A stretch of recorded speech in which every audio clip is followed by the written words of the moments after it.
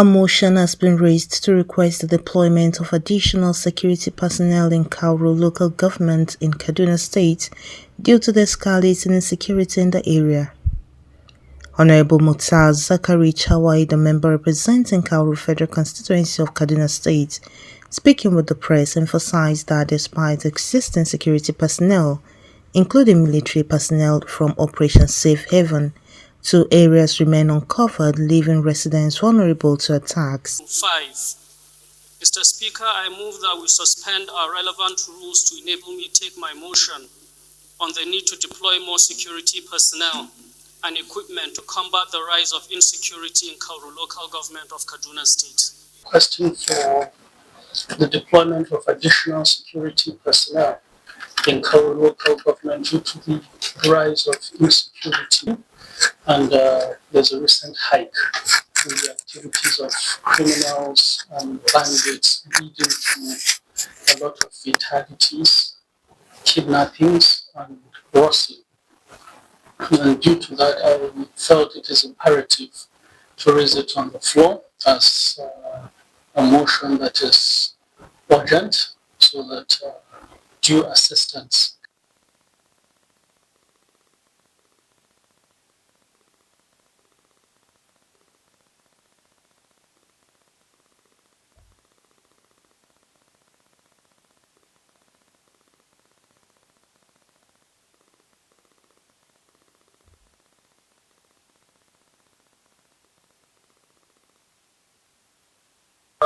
accesses the humanitarian emirate are yet to be covered by the presence of military personnel particularly. So this call is to urge and plead with the relevant authorities to quicken the deployment of military personnel.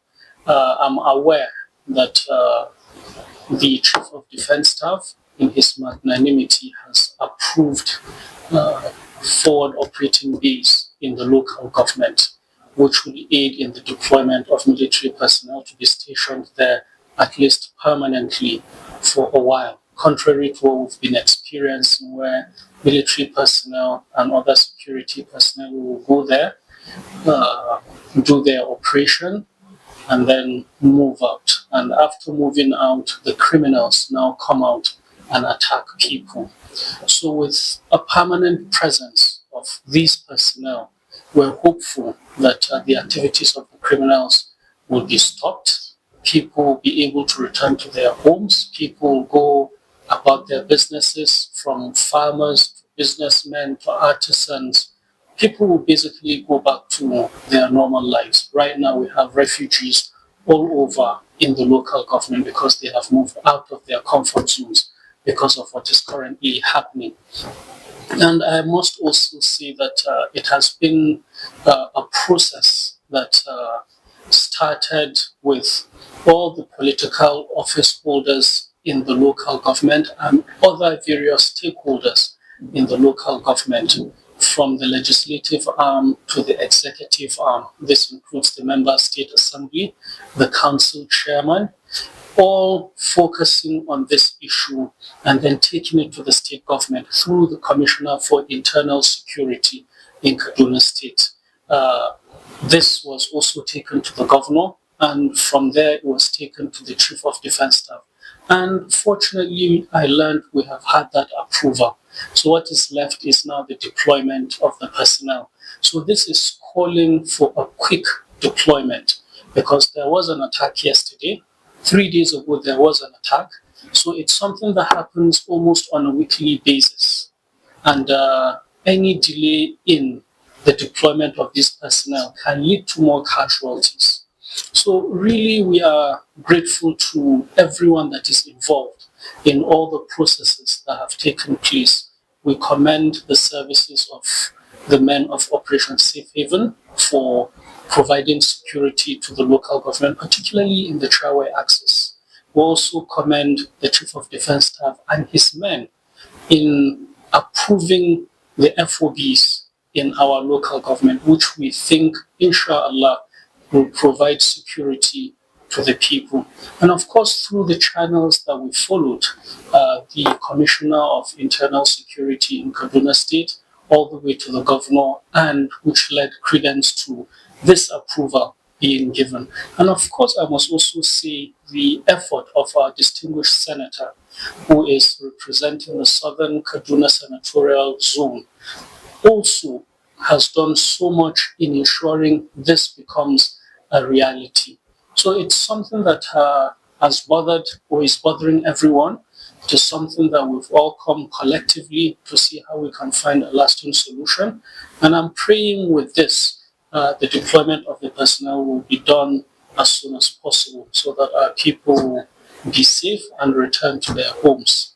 The lawmaker appealed for a swift deployment of personnel citing the recent surge in attacks, kidnappings and rustling which have resulted in fatalities and displaced residents. Basically, there were three major prayers. The first prayer is the quick deployment of the personnel and the establishment of the FOBs, which is calling of the Chief of Defense Staff. The second prayer is for additional police deployment and police outposts in the local government. We have two divisions in the local government, one in Kauro town, another one in Damakaswa.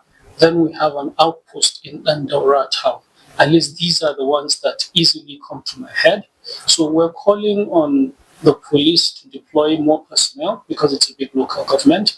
And then at least, even if we're not going to have another division, let us have at least many outposts so that there will be policemen there that will be policing the entire local government in prevention of criminality. Then the third prayer is provision of equipment for the security personnel. We are a local government that has poor infrastructure, particularly roads. So a lot of our roads are not motorable. So this is calling on the security personnel or the security architecture to provide at least military-grade motorcycles that will enable these military personnel and other security personnel to move into the hinterlands where cars and other machinery cannot go to. But with motorcycles, I believe they can reach these areas and provide support as fast as possible. With the approval for the forward operating base in place, the lawmaker is urging the authorities to expedite the deployment of personnel to restore peace and normalcy to the area. Comfort Olayinka, DCTV News.